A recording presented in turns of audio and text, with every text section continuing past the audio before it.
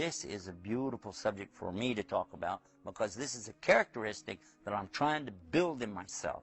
And I've been working on it since I came to Islam. This beautiful way of a Muslim is to get up in the middle of the night when nobody is awake, just all by yourself, you know, and you wash up, and you might even like to put on something that smells nice. And I like to go ahead and put on my thobe and everything to look nice, as though I was going to be in a meeting with somebody really important. And then, in this privacy, to make 2 rakahs, or 2 and 2, or 2 and 2 and 2, and then finally end it with 1. And this is called the Qiyamul Layl, or standing in the night prayer. This is so special for all of the Muslims, not just the Prophet, peace be upon him, but all the Muslims, to get up and do this optional prayer. You might think, oh my gosh, this is too much. But try it. Just try it. And in that prayer, what you do when you're praying, after you do the ruku', hold your hands and start to pray to Allah and ask Him. Ask Him for whatever you want. And you'll be surprised, because this is a time when the Prophet ﷺ told us that Allah is coming down close to the earth and taking these prayers direct. And so this is something important for all of us to do, to get up in the middle of the night and pray. Start easy. Pray 2 and then 1. Or pray 2 and then 2 and then 1. But whatever you do, when you start it, don't stop. Even if you wake up and it's almost time for the Fajr to come in, go ahead and wash up and pray that. And then when the Fajr comes in, just go on to the masjid and then pray your prayers there for the morning prayer. Try your best to do that. Start tonight if you like, and when you do it, see what happens the next day. It really makes a big difference in your day.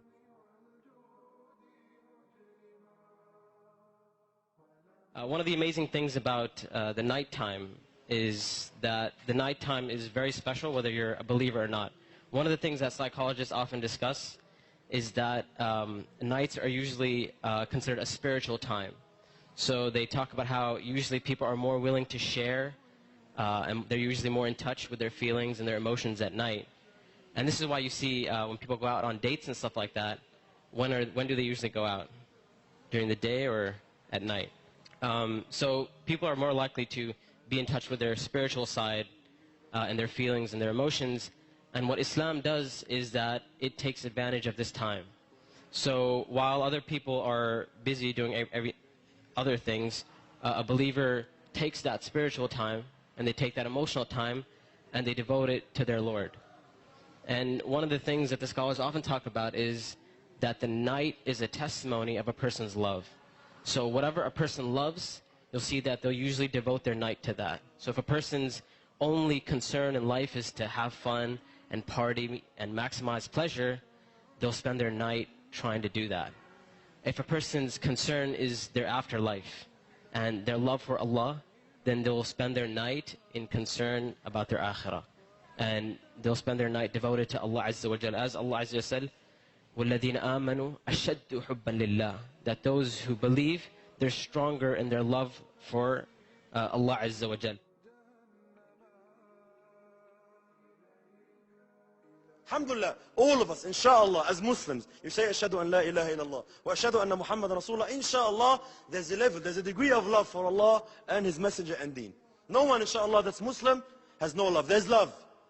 But this love is in the dark corners of your heart.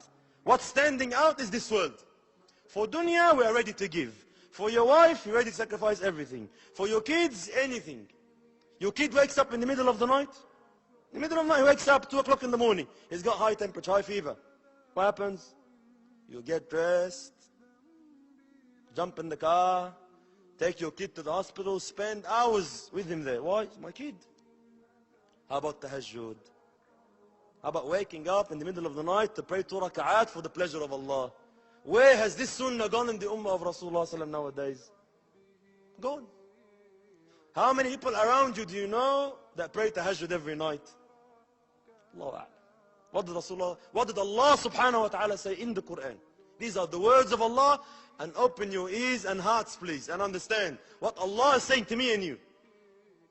Allah subhanahu wa ta'ala is saying, إِنَّ الْمُتَّقِينَ فِي جَنَّاتٍ وَعُيُونٍ. The pious people had the fear of Allah. Where are they? Where were they going? جنات, gardens, وعيون and wells. آخذين ما آتاهم ربهم إنهم كانوا قبل ذلك محسنين. They have received, they deserve this, what Allah subhanahu wa ta'ala has prepared for them. This Jannah, this paradise that Allah has prepared for them. Why? إنهم كانوا قبل ذلك محسنين. In this world, when they were back there in this world, they were محسنين, good doers. Who are the محسنين? Who are the muttaqin? Who are they, Ya Allah? Who are they, Ya Allah? Describe them for us, Ya Allah. Number one, كانوا قليلا من الليل ما يهجعون. Little of the night would they rest.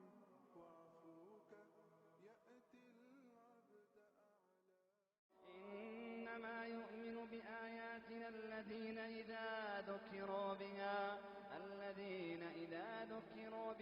خروا سجدا وسبحوا بحمد ربهم وهم لا يستكبرون.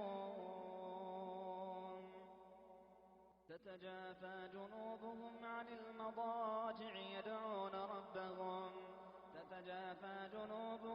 المضاجع يدعون ربهم خوفا وطمعا ومما رزقناهم ينفقون. تتجافى جنوبهم عن المضاجع يدعون ربهم خوفا وطمعا ومما رزقناهم ينفقون.